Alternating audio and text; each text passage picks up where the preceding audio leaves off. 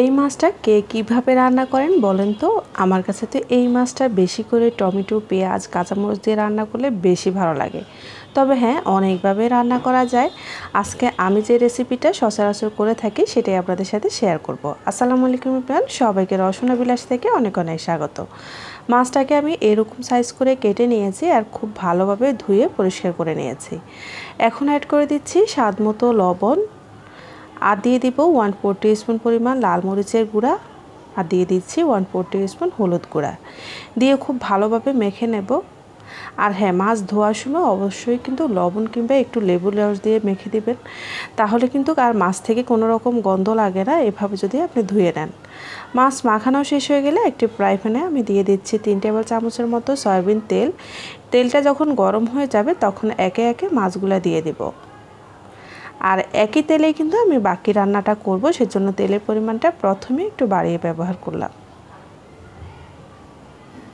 এক পাশ থেকে হয়ে গেলে অপর পাশটা উল্টিয়ে দিচ্ছি। আর এই মাছটা কিন্তু একটু হালকা মচমচে করে ভেজে নেব, এতে করে রান্না করলে এটা টেস্ট বেশি ভালো আসে।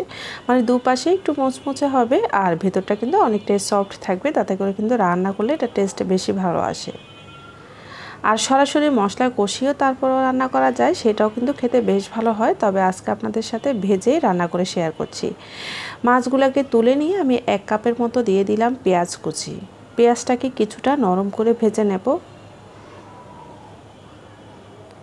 এখন মাছের জন্য অ্যাড করে দিচ্ছি স্বাদ মতো লবণ, অ্যাড করছি হাফ চা চামচ পরিমাণ জিরার গুঁড়া, আর ঝালের জন্য অ্যাড করছি হাফ চা চামচ লাল মরিচের গুঁড়া, হাফ চা চামচ হলুদ গুঁড়া, হাফ চা চামচ দিয়ে দিচ্ছি রসুন বাটা, সাথে অ্যাড করে দিচ্ছি হাফ চা চামচ আদা বাটা।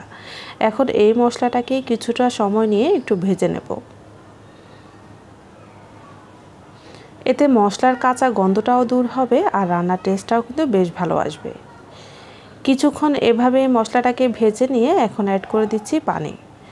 এখানে অল্প একটু পানি নিয়ে আগে মাছের মশলাটাকে ভালোভাবে কষিয়ে নেব। ঢাকা দিয়ে রাখছি কিছুক্ষণের জন্য। কয়েক মিনিট পরে ঢাকনা খুলে চেক করে নিচ্ছি, এর মাঝে কিন্তু মশলার পানিটা অনেকটাই শুকিয়ে গেছে, দেখতেই পাচ্ছেন। আর মশলাটা কিন্তু ভালোভাবে কষানো হয়ে গেছে। এখন যে অনুযায়ী আমি মাছের ঝোল দিব সেই অনুযায়ী কিন্তু পানি দিয়ে দিচ্ছি। প্রায় 2 কাপের মতো পানি ব্যবহার করলাম। মশলার সাথে ভালোভাবে মিশিয়ে নিয়ে যে মাছটা আমরা ভেজে তুলে রেখেছিলাম সেটা দিয়ে দিচ্ছি।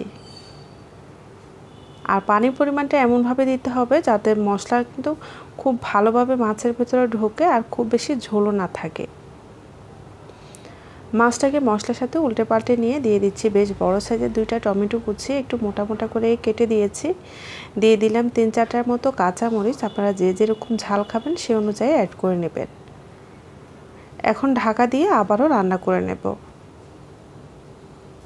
বেশ কিছুক্ষণ পরে এখন ঢাকনা খুলে চেক করে নিচ্ছি। মাঝেই কিন্তু 2-1 বার আমি মাছটাকে উল্টে পাল্টে দিয়েছি যাতে মাছের মশলাটা সমানভাবে যায়। চুলার আগুনটা অফ করে দিয়ে এখন আমি মাছটাকে নামিয়ে নিয়েছি। আর দেখতেই পাচ্ছেন এটা কিন্তু খুব বেশি ঝোল রাখিনি। এই ঝোলে কিন্তু এই মাছটা খেতে বেশি মজার হয়।